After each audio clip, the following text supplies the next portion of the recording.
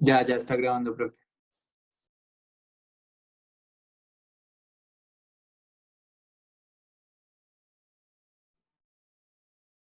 Bueno, listo. ¿Dónde me quedará grabado? Bueno, ahorita miramos para compartirse. Bien, listo. Entonces, esos paquetes SP y Spatial no sirven solamente para el GSTAT, sino que en general tienen muchas opciones para gráficos y eso muy, digamos, muy útil. Entonces, como para que les peguen una miradita cuando vayan a hacer mapas sobre todo. Bueno, entonces ya tenemos lo que es leer los datos y ya entonces sabemos que esas coordenadas X y Y las estamos convirtiendo en special points. Sigamos acá. Bueno, aquí hay bueno, estos son de las funciones de la otra tablita. Bueno, esto no lo necesitamos acá. En ese otro archivo que hay acá hay un poco de funciones, pero eso es algo viejo que alguna vez habíamos hecho como estadística descriptiva, como para resumir, para no tener que uno estar escribiendo y eso. Yo creo que ni el R Commander tal vez existía y estas funciones no las he vuelto a revisar, deben tener unos 15 años.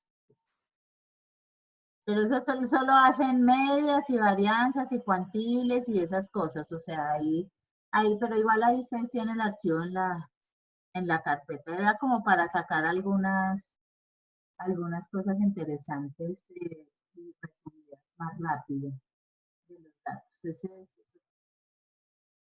Creo que de pronto algunas cositas todavía pueden servir. Mira, ahí está una tablita, pero es que esto sí es para los que usamos LaTeX, entonces esto se lo lleva uno para LaTeX y ya queda ahí la tablita, ¿no? El paquete XT. Bueno, acá los gráficos de siempre. Notar que, por ejemplo, la precipitación tiene un comportamiento supremamente asimétrico, sobre todo en los lugares donde llueve mucho o donde no llueve nada. Entonces, en este caso, en Cundinamarca, pues como no es uno de los lugares más extremos, entonces, y además tienen como varios tipos de clima y aquí estamos mezclándolos todos, que realmente haciendo un modelo un poco más detallado de la precipitación, esto tendríamos que mezclarlo con el mapa de zonas climáticas. Hay varias clasificaciones climáticas y entonces uno ve que aquí en Cundinamarca, por ejemplo, hay desierto y también hay nevados y hay clima cálido y eso. Entonces, esto podría separarse y podría mejorarse el modelo si de pronto hacemos una categorización ahí. Entonces, por ejemplo, esos son los casos donde uno utiliza Cokriging y pone una variable auxiliar, pero es una variable categórica, porque recuerden que todos estos métodos se pueden usar así las variables no sean numéricas, los podemos usar, de hecho, pues en la clase del miércoles hablaremos, por ejemplo, del mercado. Bien, entonces acá esto es como para darles como una perspectiva de todos los métodos, ¿no? Entonces yo les he dicho que no necesitamos normalidad y todo eso, entonces fíjense que acá no habría necesidad de hacer la corrección de volver el histograma simétrico y eso así. Yo aquí se los pongo y en este código de hecho se aplica una transformación Box-Cox, es como para que ustedes lo tengan ahí como una herramienta que posiblemente podrían usar. Pero fíjense que realmente aquí no es necesario. Y pueden hacer como ejercicio con el lambda y sin el lambda y comparar las predicciones y verán que la cosa funciona muy bien sin necesidad de utilizar el lambda. Lo dejé ahí como informativo, pero ojalá que todos le pongan ahí un asterisco. En lo posible no usar, nunca es el lambda. Es como para que les quede ahí completas las herramientas. Bien, bueno, acá ejercicios de estos que es porque yo soy como muy visual, me gusta mucho la parte gráfica, entonces yo ensayo con diferentes breaks, yo ensayo con mapas clasificando por cuantiles, por quintiles, uno tiene que mirar también el contexto del problema que está trabajando, si es un problema hidrológico, usted no les puede hacer el mapa en cuartiles, ellos siempre trabajan quintiles. ¿Por qué? Porque así se acostumbra, ellos ya tienen sus lecturas así y si quieren tener algo contextualizado para leer con los datos históricos, tiene que ser por quintiles. Entonces, bueno, esto ya son algunas cositas que pues, si alguno tiene alguna duda me avisa, pero pues creo que es resumen y algunas herramientas ahí que pueden ser de ayuda. Este coordinate es el que funciona también como special points para convertir los datos. Entonces, fíjense que vamos a mirar que hay en datos 1. Entonces, en datos 1, que es la tabla que leímos allá con el read.csv, entonces está la ubicación en X, la ubicación en Y y el valor de la precipitación. Entonces, esta es nuestra tabla de datos. Entonces, solo para que estemos ubicados aquí en este manejo de estos, aquí yo generé los puntos, solamente los puntos. El XY es la grilla de puntos. Pero acá, en este coordinates, ya le estoy aplicando coordinates, es a la tabla de datos, y esta tabla de datos tiene las coordenadas nombradas como X y Y, por eso es que yo acá le pongo así, X, Y. Entonces, si se llamaran, yo les hubiera puesto este y norte, pues aquí le tengo que decir este y norte. Y entonces ahora esta tabla ya no va a ser tipo data frame, sino que ahora ya va a ser el nuevo tipo que es el que necesita el que está.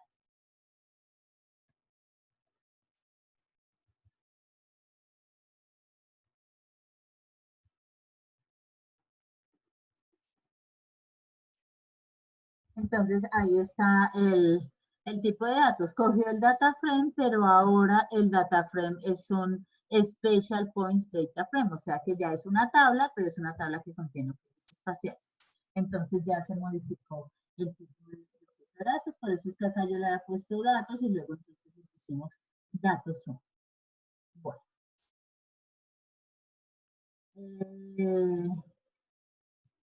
Un poco para ver el gráfico. Los punticos acá simplemente están clasificados por cuantiles como los clasificé allá con la orden anterior, y esto pues es para visualizar, ya no están solamente los puntos todos rojos, sino que ya se sabe dónde hay más lluvia, que son estos puntos amarillos, los puntos negros donde hay menos lluvia, etc. Entonces ahí algunos ejemplos de uso de gráficos. Esta función inter es la que ya hemos usado varias veces para hacer los gráficos que simplemente más o menos los aproximan. Esto no es estadística, esto es puro suavizamiento polinómico. Entonces, sí, claro, uno los puede presentar, pero ahí no hay predicciones estadísticas, no hay varianzas, no hay nada. Entonces, la idea es que utilicemos estos gráficos, pero cuando le podamos poner aquí que Z, son las predicciones obtenidas. Bueno, entonces ahora acá, para los que de pronto se decidan en hacer la transformación box-box, pero recuerden eso solo en caso de una extrema asimetría, en general no recomiendo usarlo. Entonces acá nos da los resultados. Yo creo que todos están familiarizados con la transformación, creo que aquí no hay necesidad de entrar en detalles. Entonces aquí nos sugiere cuál es el parámetro lambda que deberíamos utilizar para volver los datos no tanto como normales, sino más simétricos. Recuerden que en la publicación, creo que es del 1964, donde proponen esta transformación, ellos lo que querían era volver los datos más simétricos, volver el histograma más simétrico. Entonces, no era con la idea de volverlo normal. Bueno, entonces ahora ahí está el lambda. Entonces ya sabemos cuál sería el parámetro que tendríamos que usar para hacer la corrección y que volviera los datos un poco más simétricos. Entonces, acá se aplica la transformación, la variable que está en la tercera columna de los datos. Fíjense que acá no la estoy haciendo con el objeto Special Points Data Frame, sino que lo estoy haciendo con la tabla original. La elevo a lambda, menos 1 sobre lambda.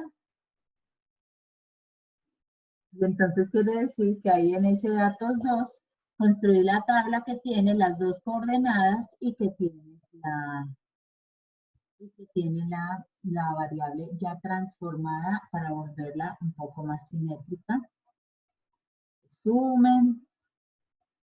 Y ahora entonces los gráficos con la nueva variable que resultó de la transformación. Bueno, esta transformación, pues sí, muy, digamos que, pues, como muy bonito todo, así como que uno dice, bueno, si es más simétrica y todos los punticos negros quedaron dentro de las bandas de confianza y en el boxcox, pues no quedaron, en el boxplot no quedaron datos atípicos, pero recuerden que pues esto, todo tan bonito no es cierto, ¿no? O sea, esto genera un sesgo y ese sesgo hay que calcularlo y corregirlo.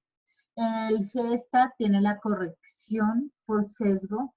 Cuando uno hace kriging con estos datos transformados, el sesgo es en algunos casos importante, en otros casos no tanto, y el GSTAT tiene el cálculo del sesgo, entonces en teoría el GSTAT devuelve a la predicción, el sesgo de la predicción, entonces vuelve y queda insesgado.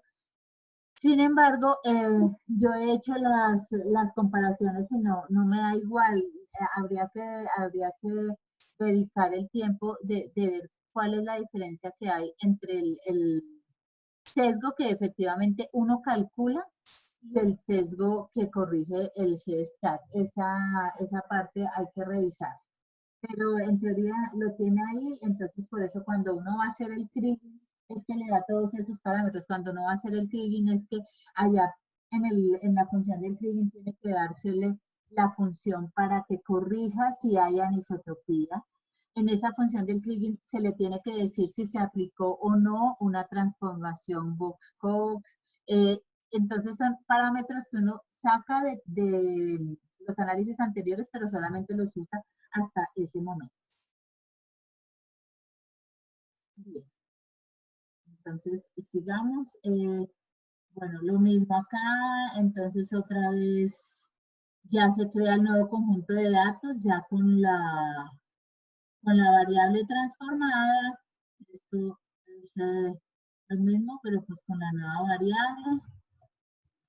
Ustedes ya más o menos de pronto ya lo han corrido y todo eso, entonces simplemente pues vamos actualizando de acuerdo pues a las modificaciones que le vayamos haciendo a los datos. Ahora vamos a hacer las diagramas con respecto a cada una de las coordenadas y mirar entonces qué pasa. Entonces pues aquí hay alguna sugerencia, siempre pues ahí el R suaviza lo que puede suavizar más o menos y hace sugerencias, pero ustedes han trabajado ya bastante toda esta parte, entonces ya tienen muy claro que si hay tendencia, que si se modera la tendencia. Entonces acá por ejemplo se va a usar un modelo beta 0x más beta 1y más beta 2x por y más beta 3x al cuadrado más beta 4y cuadrado. Pues creo que en esta parte no tenemos que detenernos mucho, ahí se corren otros modelos de regresión para corregir esa tendencia que se vio allá. Y vamos a ver entonces cómo van quedando los datos al final.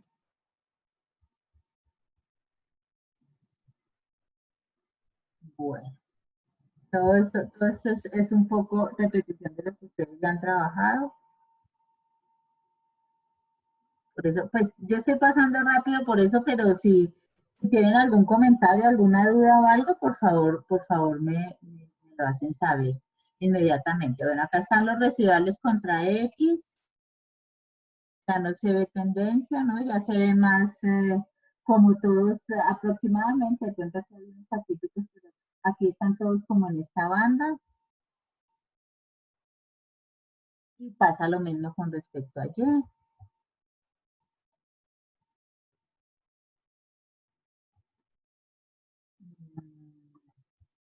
Hasta el resumen del modelo 2, ahí para elegir modelos. Bien, entonces, En este momento ya la idea es que usamos todo lo que pues ya conocemos, la tendencia, ya tenemos entonces unos residuales, entonces vamos a usar esos residuales para continuar.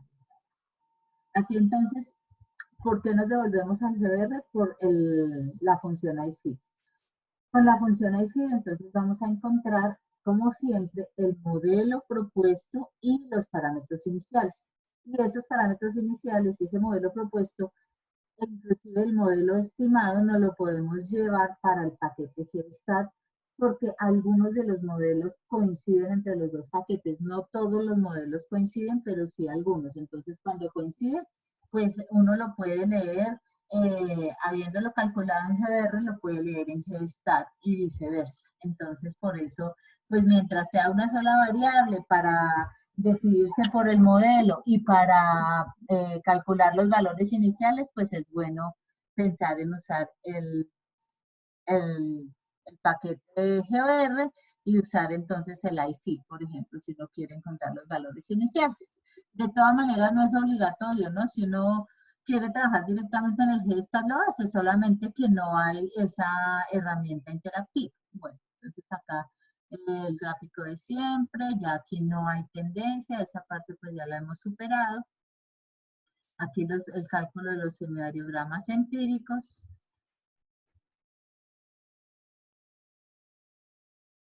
Ahí vemos entonces un poquito, aquí hay una onda, están el semivariograma, el semivariograma robusto y el semivariograma común y corriente, y ustedes pueden quitarle los puntos hacia afuera. Recuerden todas las opciones que ustedes tienen en este punto, entonces si se le quita este punto, fíjense que pues como que mejora aquí la vista, todo lo que ya hemos comentado.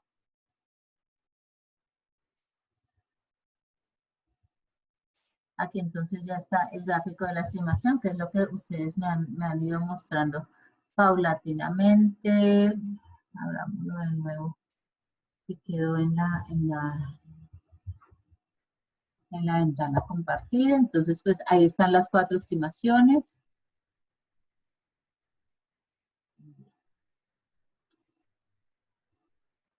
Aquí se usaron entonces exponencial, gaussiano y esférico. Estos son los propuestos. Y entonces de acá vamos a sacar los valores iniciales, digámosle salvar.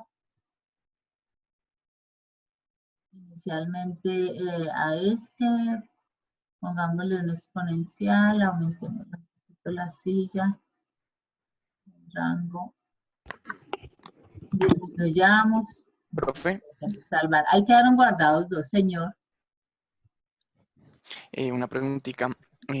¿Será que es mucha molestia quien de pronto nos haga un recuento o pues o a mí de cuál es la corrección cuando hay anisotropía? Es que no me quedó muy claro cuando veníamos en las clases anteriores.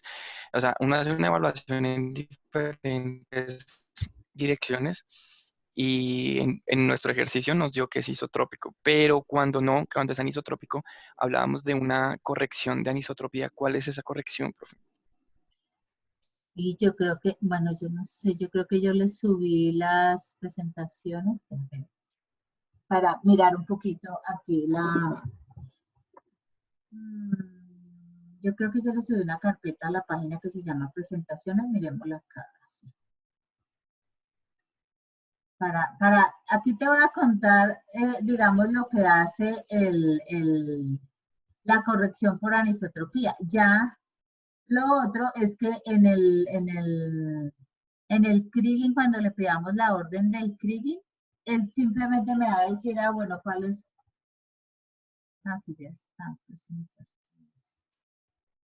Entonces, lo único que le vamos a tener que dar es el ángulo. Lo único que le vamos a tener que dar es el ángulo y la razón de anisotropía. Entonces, miremosla un momentico para contestar la pregunta y seguimos.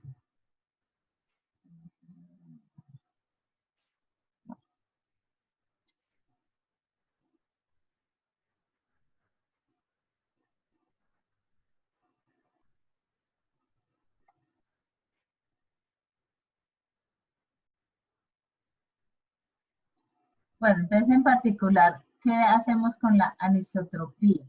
Recuerden que la anisotropía es la cuestión de que un proceso sea isotrópico es que en todas las direcciones es el mismo. Y si en todas las direcciones es el mismo, es muy cómodo porque ahí es cuando solamente necesitamos usar el h como distancia, no necesitamos usar el h como vector. Porque si para cualquier dirección funciona igual, pues entonces yo no necesito mirar cada h a cada dirección. Entonces esa es la ventaja de la isotropía. Entonces miremos un poquito, acá este es un resumen, sería el proceso anisotrópico. Entonces, por ejemplo, acá vemos que en cada una de las direcciones se sugiere un modelo de semivariograma teórico diferente.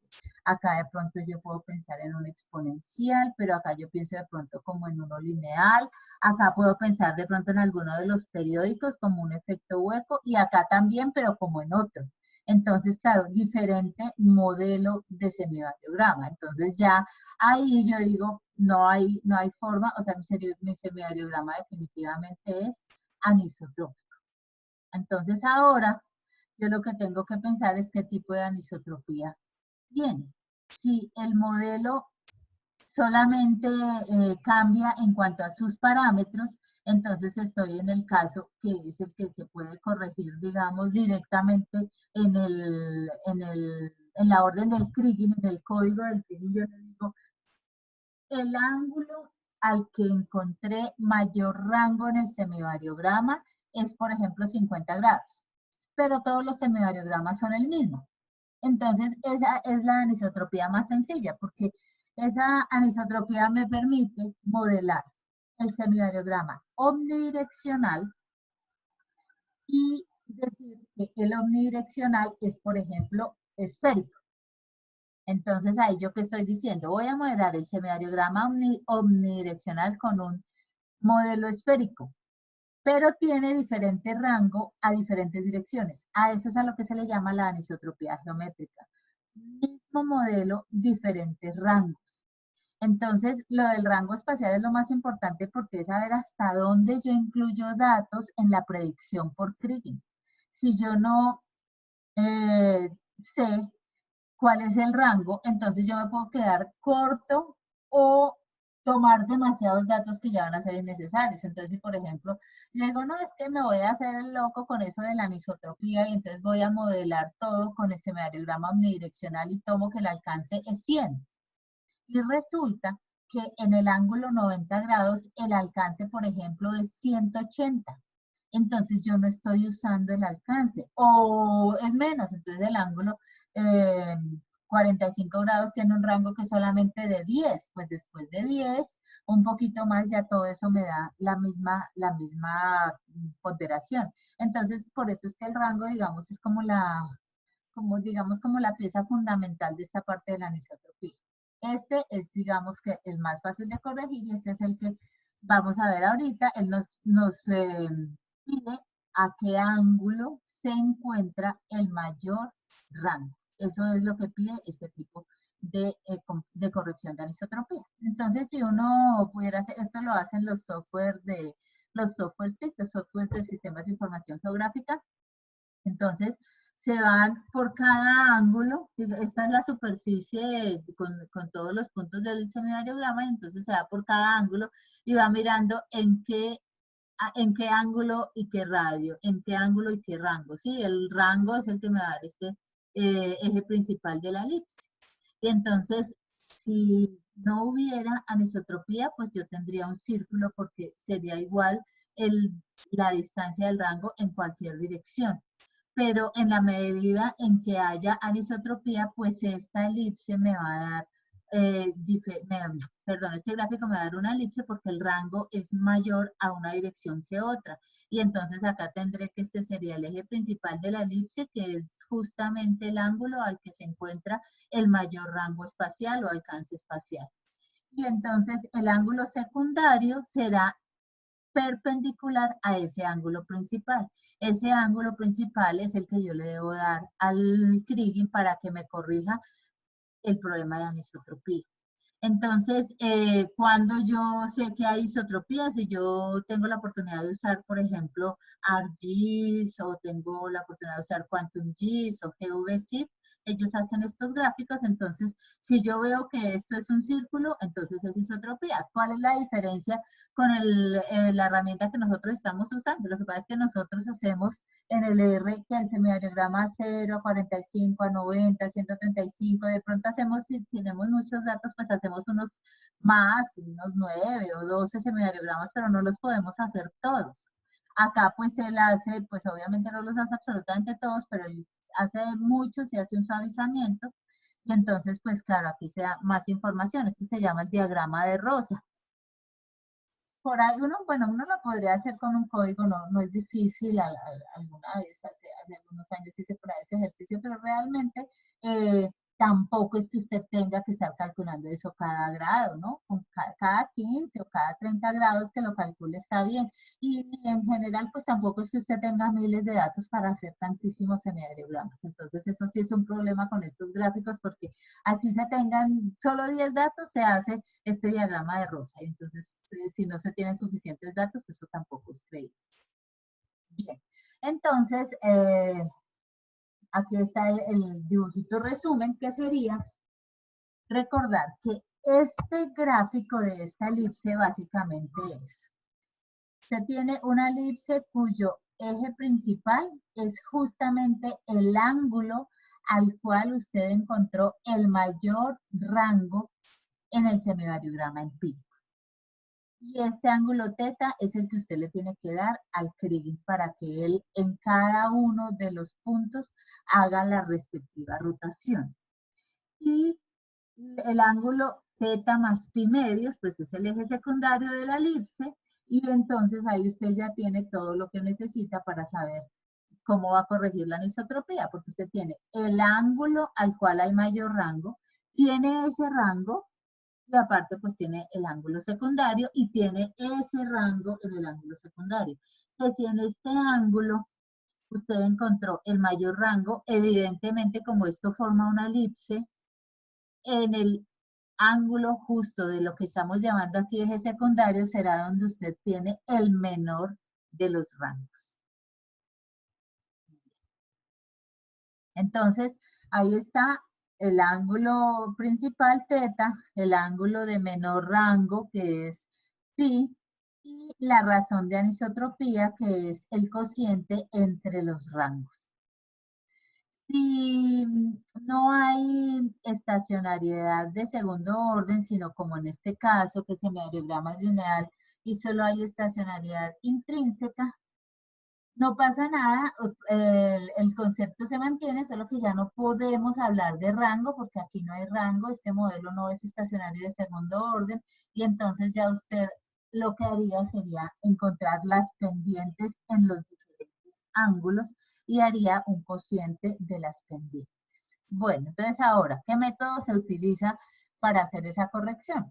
Entonces, ahí nos vamos todos a recordar un poco lo que era lo que uno veía de rotación en álgebra lineal. Entonces la cuestión inclusive es muy similar conceptualmente a lo que uno hace con los componentes principales, porque uno dice, bueno, entonces yo estoy pintando mis datos en un sistema de referencia, pero resulta que ese sistema de referencia tiene unos ejes que no van en la misma dirección de donde van los puntos.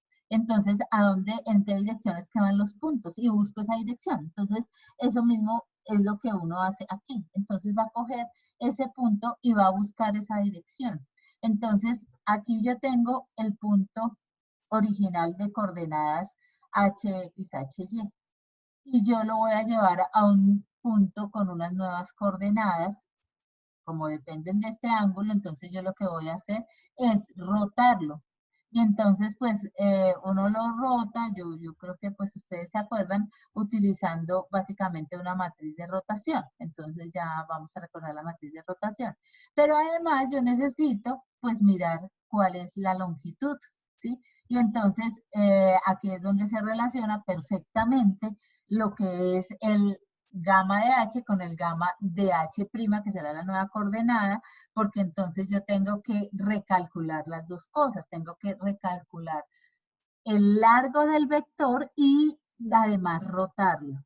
Y tengo que calcular esa rotación y calcular el largo del vector en el nuevo sistema de coordenadas. Entonces ahí tengo que hacer rotación y escalar. Y eso me va a dar un círculo. Esa es la idea. Entonces, claro, si uno pues quisiera, eso no se hace, ¿no? Eso pues uno ya lo asume y así calcula el kriging, ¿no? Pero si uno quisiera verificar que efectivamente esa corrección de anisotropía fue la correcta, pues ¿qué tendría que hacer? Tendría que coger eh, absolutamente todos los puntos, rotarlos, escalarlos y volver a hacer los semidiogramas para verificar que ahora dio igual en cualquiera de los ángulos. ¿M? Pero pues digamos que la idea es que pues, como eso es un trabajo que sería exhaustivo, pues la idea es hacer un buen análisis al comienzo que no tenga que ser verificado así de esa manera. Bueno, entonces cogemos pues en general pues lo que uno más usa es R2, pero eso podría ser en cualquier otra dimensión, ¿no? La matriz de rotación pues puede tener cualquier dimensión. Entonces acá para R2, que es lo que más solemos usar, sobre todo pues nosotros en el curso no alcanzamos a ver pues en más dimensiones, inclusive es que tampoco hay mucho, ni siquiera hay código. Tocaría, bueno, solamente en el caso espacio-tiempo, que sí está pues bien desarrollado, pero en 3 coordenadas espaciales no. Entonces estas serían las coordenadas originales. Usted las multiplica por la matriz de rotación y entonces ya quedan unas nuevas coordenadas, que estas coordenadas entonces ya se han rotado en un ángulo equivalente a θ. Entonces, si el mayor rango usted lo encontró en el ángulo 15 grados, pues entonces estas nuevas coordenadas están, este vector nuevo está en un ángulo de 15 grados de este vector original. Y después se reescala con la razón de anisotropía y entonces pues simplemente es multiplicar este vector que ya fue rotado por la matriz 1, 0, 0, la. Entonces ya la idea es que teníamos estas elipses y ahora las llevamos a un círculo. Bueno, entonces miremoslo un poco acá, eso lo hace el programa internamente, ¿sí? Cuando nosotros le decimos teta es, por ejemplo, 45 grados y lambda es tal constante, él automáticamente, cada vez que hace cada predicción que yo le pida, él hace esa rotación y ese escalamiento, o sea, no es algo de lo que nosotros tengamos que preocuparnos. Bien, entonces vamos a suponer que tenemos este modelo esférico, que ya lo conocemos. Y entonces, ¿qué pasa cuando lo corregimos y lo quisiéramos mirar ahí? Pues entonces quedaría en términos de la nueva versión del vector y el alcance va a ser el alcance más chiquito. Y eso se va a ir entonces actualizando cada vez, porque cada vez se va cambiando este vector h. Entonces, para cada vector h que uno le dé, pues él vuelve y se recalcula y se recalcula. ¿Listo? Entonces, esa es la anisotropía geométrica. La anisotropía zonal, entonces, es la que difiere en la silla. Entonces, aquí puede ser que usted tenga que sumarle de pronto la pepita o tiene que sumar algún otro modelo. Entonces, esta parte no es en sí que sea más complicada, solamente que pues entonces ya de pronto no es un exponencial, sino que el modelo es un exponencial más un esférico. Y entonces pues ya no son solamente la silla y el rango del exponencial, sino serían la silla y el rango del exponencial más la silla y el rango del esférico. Entonces se van aumentando el número de parámetros y pues, bueno, con la complicación natural que surge de que uno no tiene eh, claro de pronto cómo es el comportamiento de un esférico más un exponencial o de un Cauchy más un lineal y todo eso, pues entonces hay que hacer muchísimos ensayos e ir graficando para ver cuáles podrían ser los modelos adecuados, ¿no? Eso hace que esta pues sea un poco más complicada de corregir. Entonces acá pues está cuál sería la cuestión, que sería de pronto entonces este modelo no basta, este modelo es en una dirección, pero en otra dirección habría que sumarle algún diferencial. Bueno, entonces ahí está el resumen. Y aquí está el gráfico de cómo se vería si usted pues quiere calcularlo mucho más fino. Aquí está muy fino, como cada 10 grados más o menos. Y entonces, claro, diferentes semivariogramas, cómo van cambiando. Y el modelo, cómo va cambiando. Bueno, y entonces, pues de una vez, bueno, yo pensaba hacerlo el miércoles, pero de una vez, entonces solamente es una cosita de visualización, de una vez vamos ganando tiempo.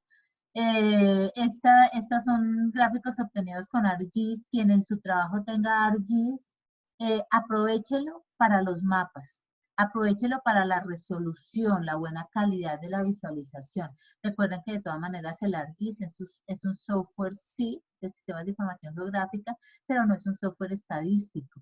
Entonces, si usted va a usar, si hay algunas herramientas que puede usar de estadística, pero úselas con mucho cuidado, escoja bien el modelo, no tiene todos los métodos de estimación que se tienen en R y eso. Sin embargo, fíjense que si usted hace todas las predicciones con los modelos correctos y todo en R y usted genera el raster, se lo lleva para ArcGIS y entonces puede hacer allá unas visualizaciones preciosas y de pronto, pues con un poco menos de trabajo que en R, porque en R también se pueden hacer los mapas muy bonitos, pero pues requiere un poco más de código. En cambio, pues este es un programa pues en ventanas, entonces puede ser más sencillo. Hay una visualización interesante que se puede hacer, que es el mapa de gradientes.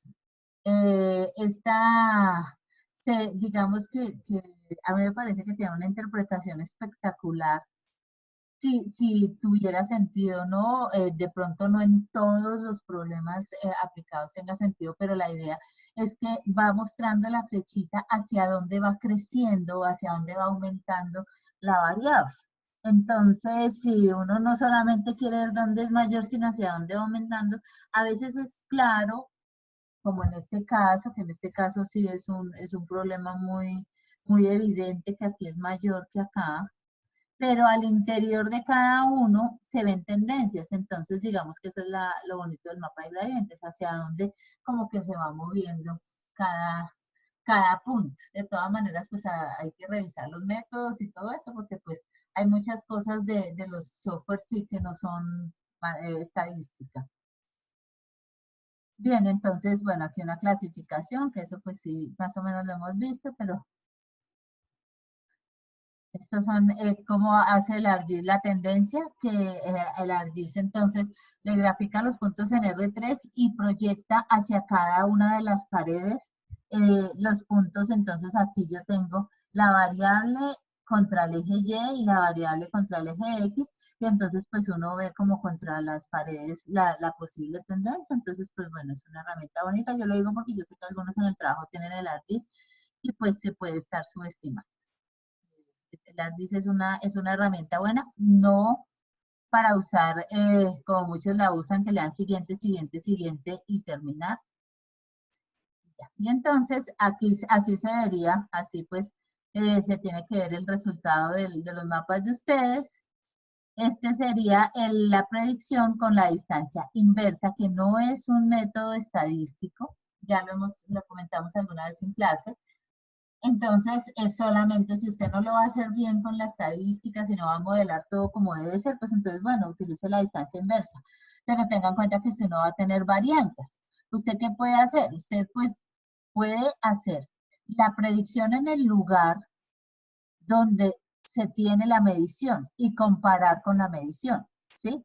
Y pues ahí es lo que él va a llamar error, pero usted no tiene la varianza del error de predicción que sí la tiene con estadística. Entonces ya el kriging sí es un predictor mucho más suave, fíjense que el mapa da mucho más suave, y entonces aquí en las medidas de calidad del kriging, usted sí tiene pues la varianza, que es lo que hace que el kriging pues cualquier otro método que usted sabe que así no haya sido bueno, pues lo sabe, ¿no? Entonces, bueno o malo, pues hay una medición de ese error aleatorio. Bueno, muy bien. Entonces eso era un poco para que miráramos. De todas maneras, pues acá vamos a hacer muchas más medidas. Esto es porque siempre pues el ArcGIS es una herramienta que si se tiene y se sabe utilizar para la parte geográfica y para la parte de procesamiento y visualización de mapas, es excelente. Bien. Entonces, continuemos acá. Aquí entonces se va a hacer el modelo teórico del exponencial. Bueno, ustedes ya están muy familiarizados con esto.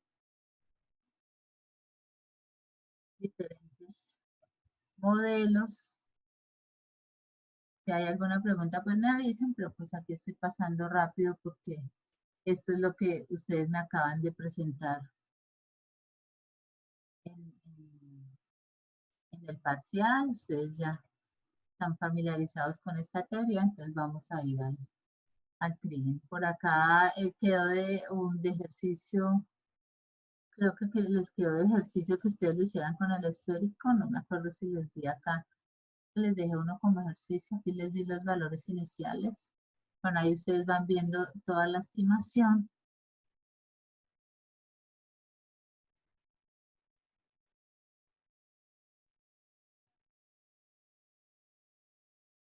Hay diferentes modelos y la idea es que pues sí, se escoja el mejor, pero además pues la idea, aquí está el resumen, la idea es que este modelo modele bien el variograma y además pues nos dé buenos predictores, que las predicciones sean precisas y eso es equivalente a que las varianzas del error de predicción sean pequeñas. Bueno, entonces miren que acá lo veníamos modelando con el GOR, todo esto lo hicimos con el GR, con las funciones que ustedes ya conocen. Y entonces acá, ese objeto que obtuvimos de toda esa estimación teórica, ahora nos lo vamos a llevar para GStat con esta orden, as.bgm.variomodel. No es que sea una orden que obligatoriamente tengamos que usar, no, nosotros podríamos hacer el clic en GOR y después de hacer el clic en GOR, entonces simplemente nos quedamos en la salida de GeoR ya. ¿Qué pasa? Que el GeoStat es mucho mejor, que la salida es más completa y que los mapas son muchísimo más suaves, entonces es mejor modelar los semivariogramas en GeoR y después llevárnoslos para GeoStat y hacer la parte de la predicción en GeoStat. Entonces, por eso, todos estos modelos que modelamos en el GeoR, entonces ahora nos los vamos a llevar con esta orden as.bgm para el GStat. Esta orden hace que ahora todos estos que eran de una clase diferente, mod 1 exp,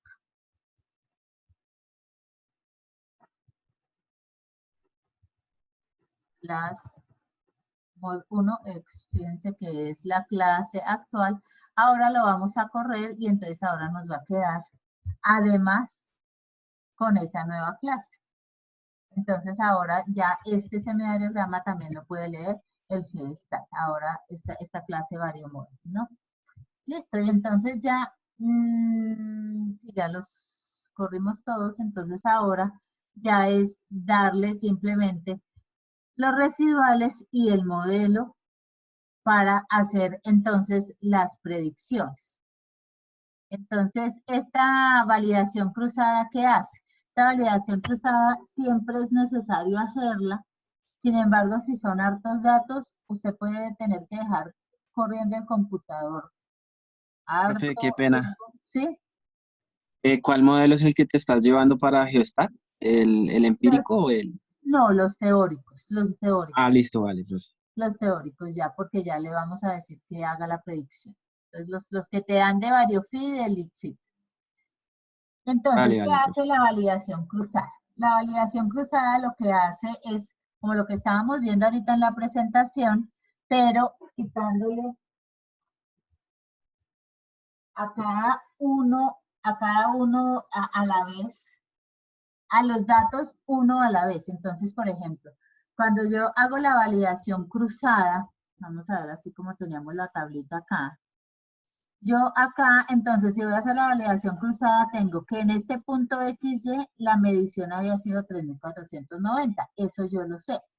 Entonces, ¿qué hace la validación cruzada? Quito la primera fila y con los n-1 puntos restantes hago la predicción de esa fila.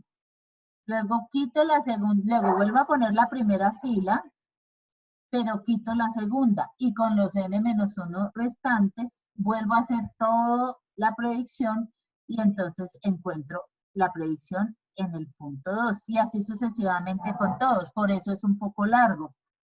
Entonces, por eso si usted tiene hartos datos, pues el Gestat se va a demorar un rato haciendo la validación cruzada. Aquí como no son muchos, pues no es algo muy demorado, pero es una cosa que hay que hacer porque en general, pues uno siempre tiene la incertidumbre de lo que pasa, ¿no? Entonces, una aclaración muy importante ahí es que usted va a usar el kriging para hacer predicciones en lugares donde no tiene datos. Y lo bueno del kriging es que va el kriging con la varianza del error de predicción asociada. Entonces ahí uno siempre sabe si es bueno o malo. Pero de todas maneras, digamos que como diciendo, bueno, ver para creer, pues es chévere que usted pueda también validarlo con algo que conoce.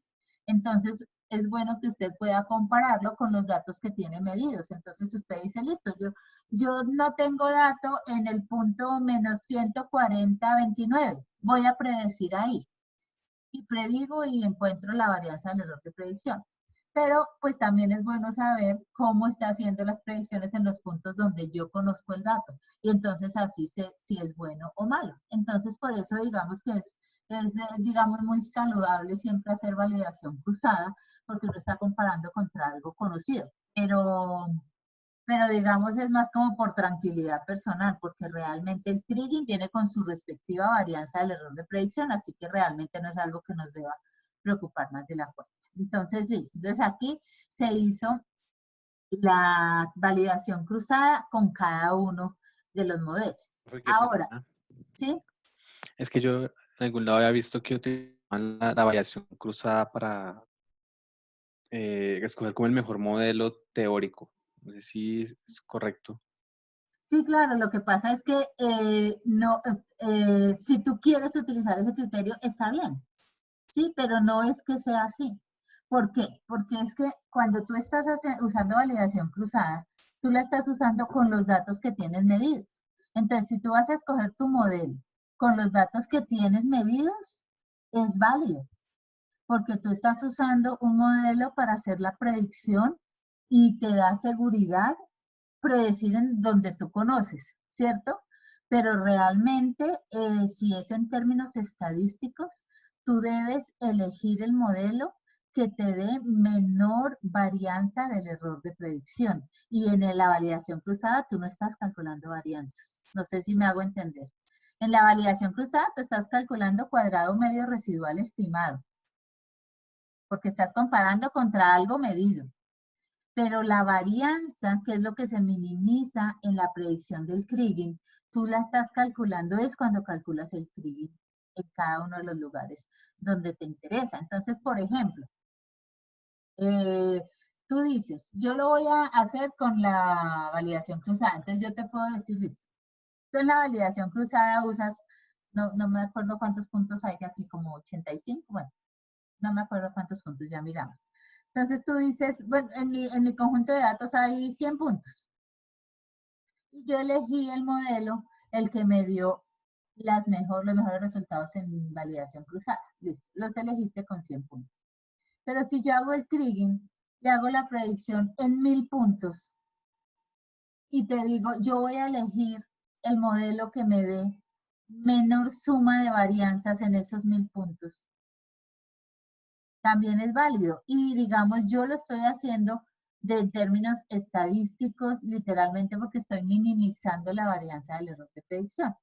Entonces, estadísticamente hablando, lo correcto es elegir el modelo que minimice la varianza del error de predicción. Entonces, hay que ver si el que minimiza esa validación cruzada es el mismo que minimiza la varianza del error de predicción en los 1000 o 10.000 puntos que te interesan. O de pronto solo te interesan 10 puntos específicos. Por ejemplo, tú estás haciendo predicción de contaminación y estás haciendo la predicción en 10 lugares de la ciudad donde la gente va mucho a practicar deporte. Entonces, son puntos críticos donde la contaminación tiene que ser baja para que la gente vaya a hacer deporte y no se enferme de los pulmones. Entonces, te interesa es que en esos 10 puntos sea mínima la varianza del error de predicción. Entonces, tendrías que ver si el que te da con validación cruzada es el mismo modelo que te minimiza la varianza en esos 10 puntos que son fundamentales para ti. No sé si me hago entender. Sí, profe, sí, o sea, es como si al hacerlo por variación cruzada no estuviera llegando como a un óptimo Claro, teórico, sí, ¿sabes? exacto. Ujú. Ok, listo. Claro. Y claro, y con la desventaja de que estás validando contra mediciones, esas mediciones pueden a veces tener errores de medición y eso. Pero es muy posible que con los dos criterios puedas llegar al mismo punto. Es muy posible, pero no es algo que pases el 100% de las veces. ¿No? Entonces, recordar que el trigger minimiza la varianza del error.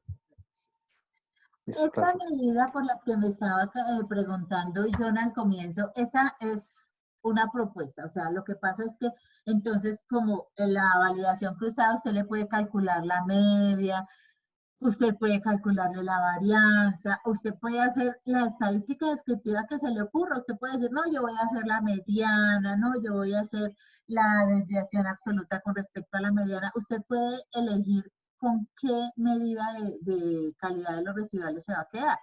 Entonces acá lo único que yo hice fue pues decir, bueno, pues voy a sumarlas todas.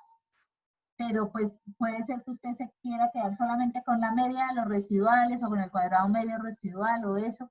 Entonces ya básicamente es que cuando uno tiene unos residuales, uno mira cómo los analiza, así como cuando ustedes lo hacían en revisión. Ustedes hacen el diagrama de caja, ustedes hacen el cuadrado medio residual, ustedes miran que si quedó entre -3 y 3 si hay normalidad.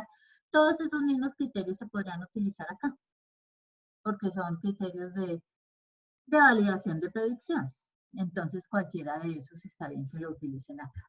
Bueno, entonces ahora, ¿dónde? ¿Dónde vamos a predecir? Para eso, acá utilizamos SP Sample, que lo que va a hacer es generar puntos al interior donde se quiere predecir. Eso es lo que hace SP Sample. Si usted tiene un shape, entonces usted va a generar una muestra adentro del shape. ¿Sí? Para eso sirve. Aquí se generó regular porque se quiere predecir en todos esos puntos. Pero esto es porque se quiere generar todo el mapa.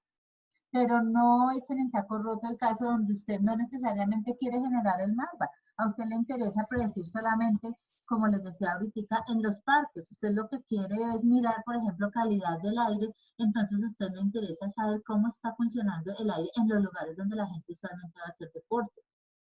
En Bogotá, entonces uno diría, bueno, entonces en el Parque Simón Bolívar, en el Parque El Salitre, bueno, de pronto en Compensar, en todas esas canchas que quedan por ahí cerca, bueno, y en otros lugares donde haya lugares para practicar deporte. Entonces usted no tiene que generar el mapa, que porque sí, usted tiene de pronto un interés particular, entonces usted simplemente muestra las predicciones y puede mostrar si quiere los puntos específicos del mapa donde a usted le interesaba predecir 10, 20, 30, 50. ¿Sí? Entonces ahí no es que tiene que ser que muestre el mapa. Ya si uno quiere, por ejemplo, en cosas de clima, uno en general lo que quiere es generar todo el mapa. Entonces, para tener una idea de cómo se comporta el clima a una hora determinada en un lugar determinado. Pero no es que tenga que ser así. Entonces, bien, entonces para eso fue que utilizamos esto, que es para generar la grilla. Ahora, miren el objeto. Esto simplemente es una tabla con ubicaciones espaciales. Entonces, X y Y, estos son mis S sub 0 del Kriging. Cada uno a la vez. Entonces, el método primero llega y hace la predicción para este punto. Este es el primer S sub 0. Después de que hace la predicción para ese punto, va con el segundo, después con el tercero, y así sucesivamente. O sea, cada ese subcero es predicho una vez y su varianza es minimizada una vez. O sea, no es que se haga todo simultáneamente, por eso es que las ecuaciones tienen el espacio para una predicción. Entonces uno lo hace uno a la vez. Lo que pasa es que como se llega al sistema de ecuaciones lineales que vimos pues en las clases que les grabé, entonces pues ustedes ven que es algo muy rápido, por eso pues digamos que no genera problemas que usted lo haga para hartos puntos. Bien, entonces le damos los nombres, lo convertimos pues primero en un data frame y luego lo convertimos en un objeto espacial. Otra forma, entonces ya vimos tres special points, coordinates o gridded, para convertirlo en el objeto espacial que pide el GStat. Y listo, entonces ya aquí con todos los parámetros de los que hemos hablado, le pedimos la predicción al CRI.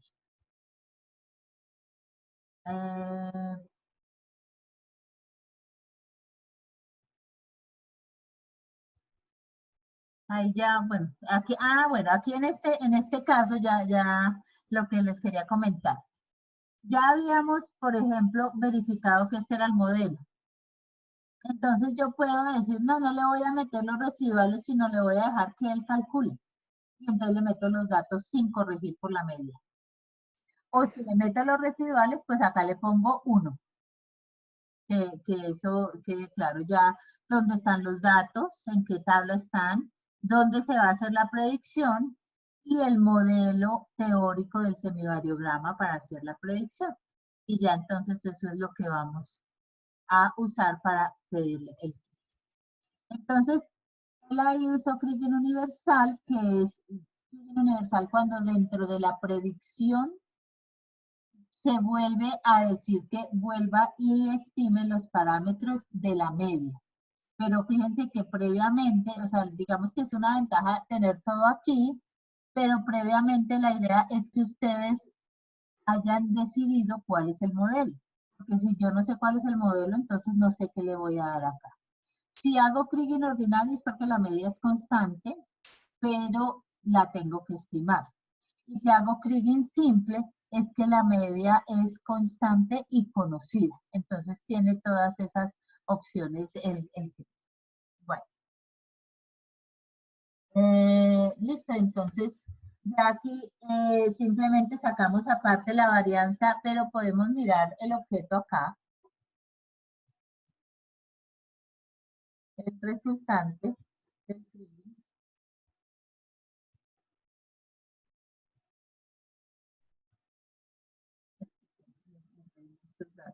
Bueno, entonces ahí está la predicción y la respectiva varianza del error de predicción. Esta función if else es porque, pues yo les comenté alguna vez en clase, hay cosas que funcionan muy natural, como el Kriging es un promedio ponderado, entonces él da en el rango de la variable.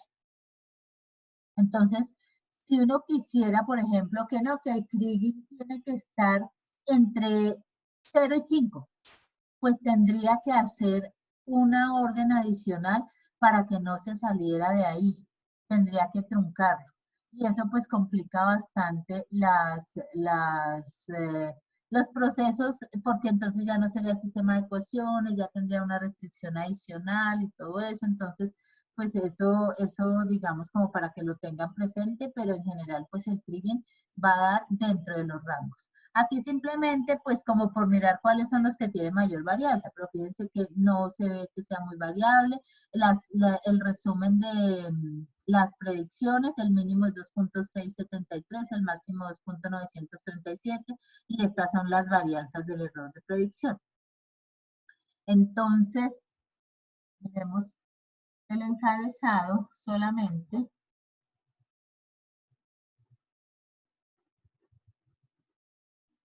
Los primeritos puntos son XY, los primeros lugares donde se hizo la predicción, y los resúmenes. Entonces él ahí calcula la varianza de la predicción, la predicción y la varianza del error de predicción para cada uno de los puntos. Bien, entonces ya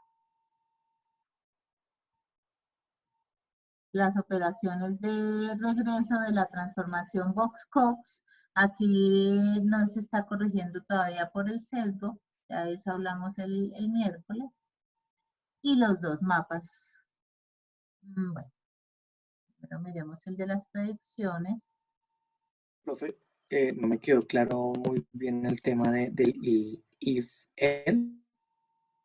Ah, ya. No, aquí solamente, mira que lo único que hice fue como para seleccionar cuáles eran los que tenían mayor varianza. ¿Sí? Entonces, espérate que no lo corrí completo. No lo había corrido, creo. O sea, solamente estoy eligiendo cuáles eran los que estaban, si había datos atípicos o no había datos atípicos ahí en los residuales, ¿sí?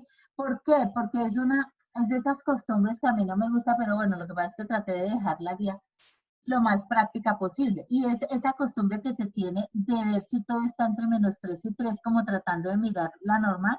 Entonces, eso que tú dices, no, que si se sale de ese intervalo -3 y 3 es un dato típico, es un dato que está muy, muy mal la predicción, es solamente eso. Pero pues tú lo podrías hacer con cualquier otra orden, ¿no? Entonces es como mirar de dónde a dónde varían esas predicciones y si quieres estandarizarlas, pero pues aquí con el mínimo y el máximo vimos que no es mayor el problema. Inclusive le podemos hacer solamente para mirar si hay alguna predicción atípica, le podemos hacer un box plot, por ejemplo.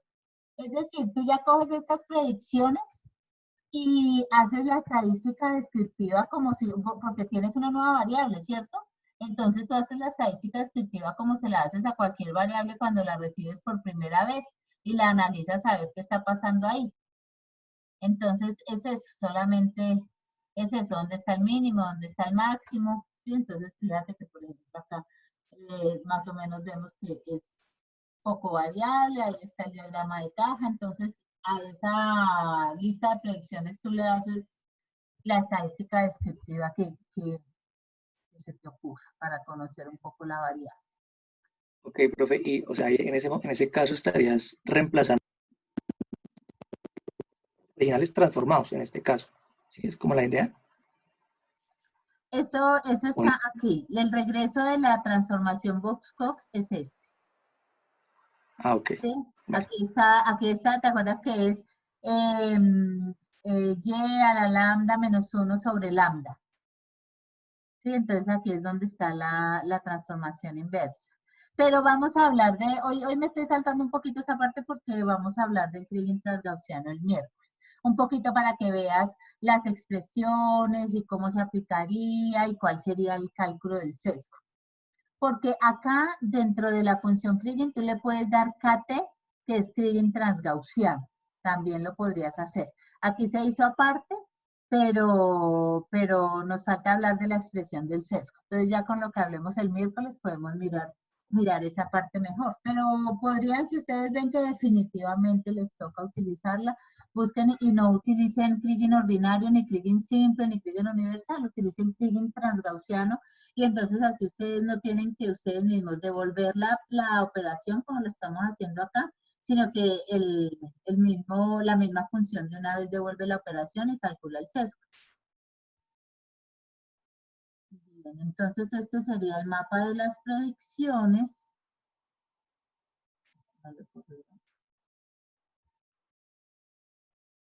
Entonces ahí está el mapa de las predicciones con el SP-Plot y está entonces que la mayor pluviosidad es en esta dirección, pero fíjense que a esta no hay que creerle mucho porque ahí no hay datos. Y en el resto, pues entonces sí está una precipitación que es más o menos como entre 0 y un poco más de 2000. La menor precipitación está por aquí al centro. Ya sería uno, por ejemplo, superponerlo con municipios y todo eso si uno quiere tener idea de la división política o superponerlo con lo que a uno le interese, como los cultivos o algo así. Bueno, este es el mapa de predicciones, es decir, estos son los resultados del Kriging. Y los resultados de la varianza del error de predicción son este último mapa. Y estos mapas, pues la idea es verlos uno al lado del otro.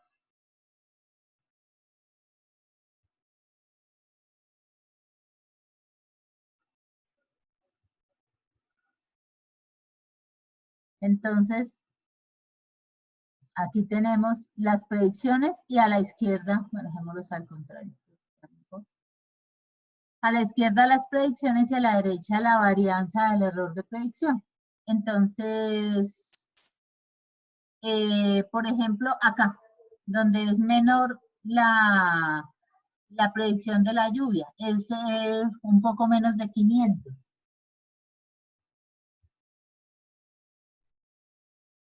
Entonces, vamos a mirar en este punto qué tal es la varianza. Si este es un número pequeño, pero qué tal que la varianza sea bien alta y la varianza es de las más bajas, ¿no? Esta predicción es supremamente precisa, la varianza es muy, muy pequeña.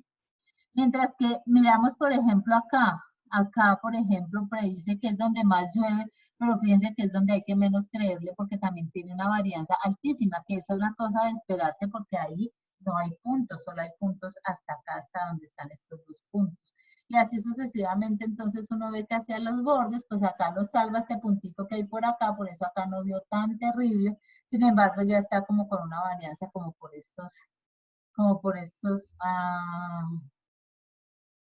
ya se había ido la imagen un momentico. Bueno, entonces acá, por ejemplo, en este punto, verde claro, estamos como por acá, como alrededor de los 2000, verde claro, como casi amarillo, y en este mismo punto, no, la varianza sigue siendo muy, muy pequeña, empieza a aumentar solamente como a este borde, o sea que este punto ayuda bastante a bloquear ahí la varianza. Y en general, entonces, toda esta parte del mapa, a excepción de esta punta que tiene alta varianza, todo el resto tiene una varianza muy, muy baja, o sea que las predicciones son muy precisas. Uno ya puede hacer, por ejemplo, coeficientes de variación, dividir las predicciones entre la raíz cuadrada de la varianza del error de predicción para saber, uno, bueno, qué tanto está variando, ¿no? Eso es una posibilidad. Y entonces, listo, esa es la guía del Kriging, que pues ya cada uno que la adapte a lo suyo y ya fíjense que para mostrar este mapa, pues este es otro gráfico que no habíamos visto, que el SPPlot funciona con los objetos de tipo lista, entonces usted le va diciendo acá si quiere agregarle puntos o polígonos o le quiere agregar texto, entonces si le quiere agregar texto tiene que ponerle el texto, pero entonces va a ser sp.text para que exploren un poquito las opciones del SPPlot. O graficarlo con los gráficos en 3D, los que vemos al comienzo, con los de Inter, con Image, con los de gráficos de contornos. Entonces, no sé si tengan alguna otra pregunta, comentario.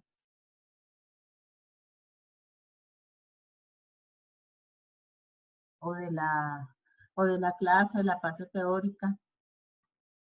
Profe, o sea, le está prediciendo cada punto de intersección en la grilla, ¿cierto? O sea, cada Sí, nodo en la grilla es el punto a predecir, ¿verdad? sí, sí, señor, sí, señor. Cada Y nodo. él llena de colorcitos las celditas de la grilla, ¿sí? Sí, él ahí al final, esto que estamos viendo acá, él hace suavizamiento, las predicciones son la de cada uno de los puntos, ¿no? Sí, entonces ahí lo pusimos a, ¿cuántos puntos fue que le seleccionamos en muestra? 10.000. Él ahí tiene 10.000 predicciones. Ya la visualización, el resto de visualización es suavizamiento, sí. Pero Ok, lo que profe. queda guardado en la salida del Kriging sí son las predicciones. Listo, profe. Bueno, entonces si no hay más preguntas, entonces nos... Profe, Sí, profe, profe, sí, ya sería algo más como de la materia. Entonces, digamos, pues acá pues ya nos ha hablado de lo que debemos hacer en nuestros trabajos, ¿cierto, profe? sí. Entonces, pues, ¿cómo sería como en tiempos cuando teníamos que mostrarle esos avances o qué tanto deberíamos hacer de lo que nos han mostrado? Sí, se supone que esto ya debe estar terminado para dentro de 8 días. Entonces yo les voy a hablar el miércoles de otros tipos de Kriging para, pues, para que ustedes no se queden como con la idea solamente de un Kriging, por lo que pues toca terminar así el tema como de afán para poder seguir con nosotros, pues les voy a hablar un poquito de otros tipos de Kriging, les voy a nombrar el universal, el transgaussiano, el indicador, el Kriging que es resistente a datos atípicos, como para cerrar el tema. Y ya, y entonces el lunes ustedes me entregan el lunes ustedes terminan ya con el Kriging, lo que han hecho ya para algunos está completo, para otros yo les hice algunas sugerencias de lo que me presentaron, de los modelos de la media y del semivariograma y eso, entonces ya les falta corregir lo que se les haya sugerido y hacer la parte de la predicción y analizar e interpretar. Así como ahorita miramos, donde llueve más, donde llueve menos, si es preciso o no. Por ejemplo, acá fíjense que la varianza dio muy pequeña en todo lado, o sea que las predicciones son buenísimas.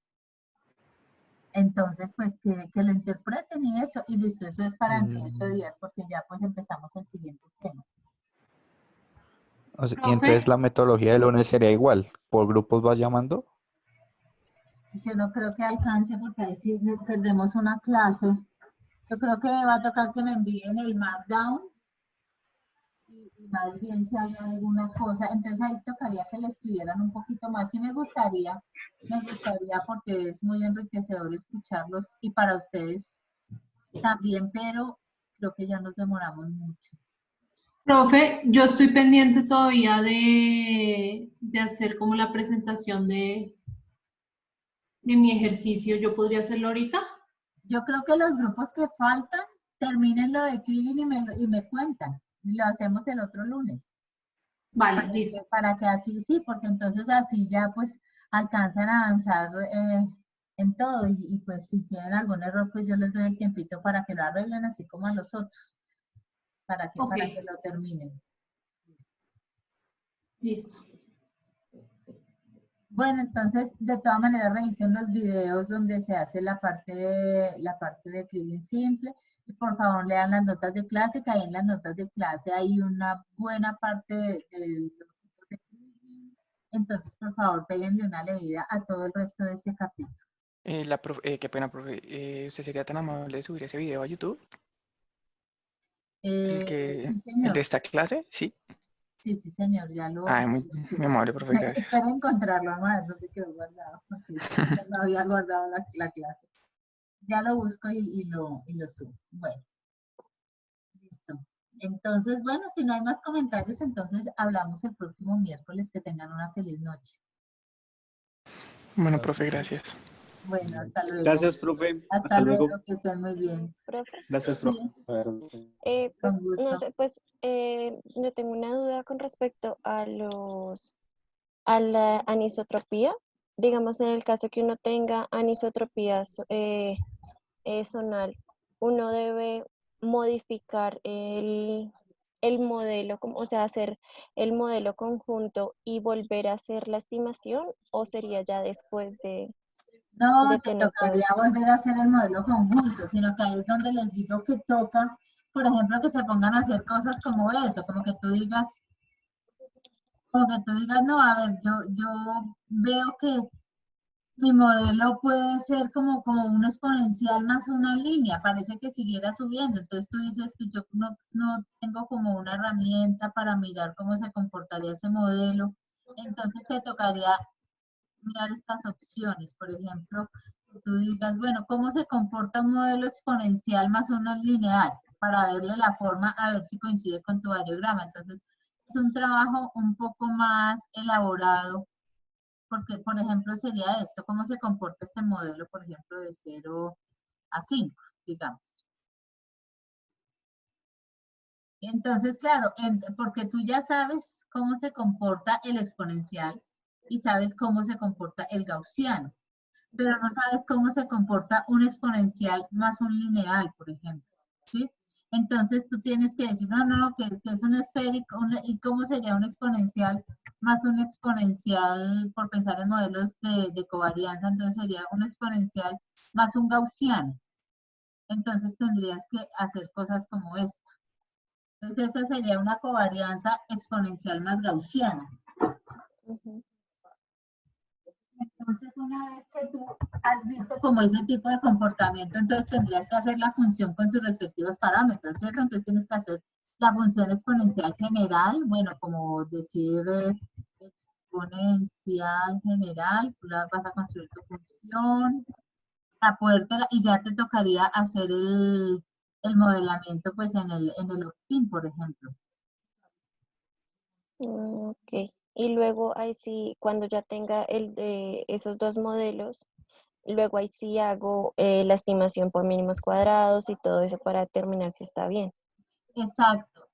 Podrías hacerlo también, bueno, hay una manera de que los puedas combinar. Bueno, tú puedes sumarlos, por ejemplo, cov.special y le das aquí el cov model y eso, más el otro cov.special, para que no Mm, te toque escribir tanto, ¿no? Eso lo puedes hacer ahí manejando los parámetros, pero entonces tienes que darle la matriz de covarianza o las distancias para que te haga cálculo, pero aquí si lo vas a graficar, pues él te lo grafica con que tú le pongas X. Eso lo mm, hace. Eso por un lado. Por otro lado, está la función para que la explores, está la función BGM. En esta función BGM te permite adicionar modelos. En esta función tú le puedes dar un parámetro que es add.to, mira este, y le sumas mm, otro modelo. Entonces tú, por ejemplo, por acá abajo ellos tienen el ejemplo. Entonces, mira, aquí en la primera parte, esta es del GStat, por eso es un poquito diferente la escritura. El ujú. punto especial es función de covarianza y está en el GBR. Este es variograma y está en el GStat. Entonces, por ejemplo, mira, esta es una exponencial con silla 5 y rango 300 y se le está adicionando, se le está sumando uno exponencial con silla 5 pero rango 60 y efecto nugget mientras que el primero no tenía nugget. ¿Sí ves? Y Mm, acá se le está dando los parámetros de anisotropía. ok. Entonces, digamos que este BGM puede ser más práctico, bueno, pero el cop.special tú lo puedes hacer y tú le puedes poner inclusive premultiplicar, tú puedes decirle, bueno, 5 por cop.special y le das los parámetros. Eso sí que sean constantes positivas. 16 por cop.special y le das los parámetros. Y entonces aquí puede ser un exponencial, le puedes sumar un gaussiano, lo que quieras. ¿No? Eso sí, no importa. Entonces, digamos que es un poco más elaborado, pero tampoco es que sea difícil. Y lo que puedes hacer es dibujar ese modelo teórico y superponerle los puntos resultantes de la función varioja, de la función del semidiagrama empírico. Que como a ti te da, por ejemplo, aquí, a ver dónde hicimos el vario. Bueno, yo no me acuerdo cuál es, a ver cómo fue que llamé Ujú. la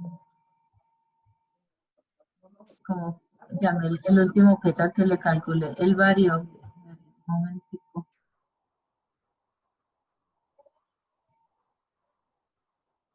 Aquí está. Por ejemplo, este var 1. Entonces, graficas con curve, por ejemplo, eso es lo que yo hago. Y después, entonces, acá este var 1, le superpones con points en el gráfico U y B.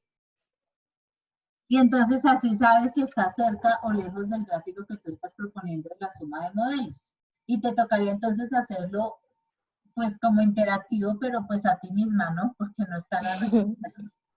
Entonces ahí pues juegas un poquito con la silla y con el rango hasta que más o menos se parezcan a los puntos.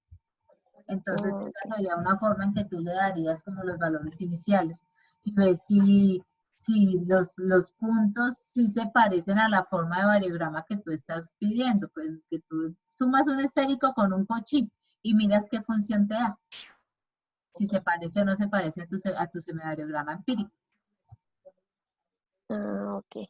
Listo, profe. Bueno, entonces que Mm, tengan una profe, buena... Sí, señor. qué pena. Eso no es una pregunta, pero es como un tema que a veces en R se pueden hacer diferentes iteraciones para el poblamiento, para hacer las predicciones, porque en muchas ocasiones la predicción es distinta, pero también, pero es válida. ahí se pueden hacer diferentes iteraciones como para que les escoja alguna de todas esas, ¿o no? Bueno, primero con respecto a la palabra iteraciones, no le llamemos iteraciones porque ahí no se hacen iteraciones. En el Kriging hay una solución única. Es un sistema de ecuaciones lineales con el mismo número de ecuaciones que de incógnitas y es con una matriz definida positiva, por lo tanto siempre es un sistema de ecuaciones con solución única, siempre la matriz es invertible. Entonces ahí fíjate que no se hacen iteraciones, es una Ok. solución. Creo yo entenderte que lo que tú quieres es decir, si yo utilizo el exponencial y luego utilizo el esférico y luego, ¿sí? ¿A eso es a lo que te refieres? No, lo que pasa es que de pronto yo estoy ignorante mucho en el tema. Hay unas simulaciones que se llaman Sequential Indicator Simulation, no sé si la profe ha escuchado eso, y lo que hacen ellos es hacer diferentes tipos de predicciones y calculan una incertidumbre a No, partir de es que diferentes. sí, no, es que esa es una cosa que tú podrías hacer en lugar de predecir. Entonces, la cosa es la siguiente. Tú llegas y originalmente pues no sabías nada de los datos, pero cuando tú ya tienes la media que has modelado con tus modelos de regresión y tienes la varianza con el variograma, ¿sí? Sí. Entonces tú puedes decir, en este momento yo puedo irme por la posibilidad de hacer predicción, que es lo que hicimos acá, o puedo irme por la posibilidad de suponer que lo que yo estimé es correcto, y si lo que yo estimé es correcto, lo que yo tengo ahora es que conozco la totalidad del modelo probabilístico de donde provienen los datos. Y entonces supone normalidad multivariada con la media y la varianza que han provenido de tu estimación. Entonces tú dices, no, la media fue 5 constante y la varianza fue el variograma esférico con silla 20 y rango 30. Listo, entonces lo sabes todo. Entonces ya tú tienes una normal multivariada con los parámetros conocidos. Entonces, ¿qué puedes hacer? Tú puedes hacer simulación. ¿Sí ves? Entonces es una alternativa. Es como cuando tú dices, no, es que voy a simular. ¿Qué vas a simular? No, es que voy a simular un proceso normal con media 10 y varianza 15. ¿Y por qué no? Pues porque yo sé que la media es 10 y la varianza es 15. Yo conozco los parámetros de la población y yo sé que la población es normal. Y entonces vas a generar un proceso aleatorio de esa población. ¿Sí? Ok. Entonces, claro, entonces tú puedes en ese punto suponer que tú dices, no es que yo que me voy a poner a hacer un promedio ponderado, si yo puedo simular, voy a suponer que eso es cierto. Entonces, muy probablemente pueden ser buenos los resultados si no hay mucho distanciamiento de los datos y la distribución normal multivariada. Entonces, no Ujú. va a ser tan bueno el resultado si no es tan cercano el conjunto de datos a la distribución normal multivariada. Digamos, ese sería, digamos, el único problema. Pero de resto, claro, si tú conoces, si yo te digo, no, es que esa variable se comporta como una distribución beta con alfa igual a 0.5 y beta igual a 0.1, pues tú lo sabes todo y simulas datos de esa beta. ¿Sí me hago entender? Entonces, en este punto Sí, tú más o podrías menos. elegir o predecir o hacer simulación. Y sería bueno que lo compararas. El único problema Ok. es que no sabes si los datos tienen distribución normal multivariada. A no ser que hayas hecho una prueba Ujú. de normalidad multivariada. Bueno, pues es que me estoy indagando como en ese tema pero de pronto estoy apenas empezando, profe, no tengo como mucho conocimiento. Por eso Pero como que está bien. preguntaba porque salían muchas iteraciones. ¿Me acuerdas, por favor? Y el miércoles, cuando empecemos la clase, podemos hacer un ejercicio de simulación. Ah, listo, profe. Bien. Me recuerdas, por favor. Claro que sí, profe, Yo aquí gracias. lo anoté, pero a veces se me pierden los papelitos, entonces. Listo, yo la recuerdo, tranqui. Gracias, profe. Listo. Bueno, ¿alguna otra duda? Bueno, entonces hasta luego. Feliz noche. Chao, profe. Chao, que estén Hasta bien. luego, profe. Hasta luego, que estén muy bien.